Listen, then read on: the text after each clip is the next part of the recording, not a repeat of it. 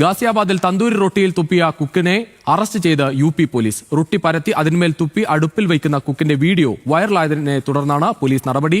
UP-കാരനായ cook Javid അൻസാരിയാണ് പിടിയിലായത്. വളരെ ഞെട്ടിക്കുന്ന വീഡിയോ തന്നെ പറയാം. ഭക്ഷണ പദാർത്ഥത്തിലേക്ക് തുപ്പിക്കൊണ്ട് ഭക്ഷണമുണ്ടാക്കുകയും അത് ഭക്ഷണം കഴിക്കാൻ എത്തുന്നവർക്ക് നൽകുകയും ചെയ്തു എന്നുള്ളതാണ്.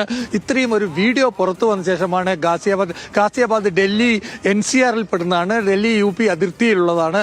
ഇവിടെയാണ് ഇത്തരം ഒരു പറയപ്പെടുന്ന റെസ്റ്റോറന്റിൽ തന്നെയാണ് ഇത്തരം ഒരു സംഭവം നടന്നത് എന്നത് ഗൗരവമേർക്കുന്നു. ഏതായാലും റെസ്റ്റോറന്റ് പോലീസ് സീൽ വെച്ചിട്ടുണ്ട്.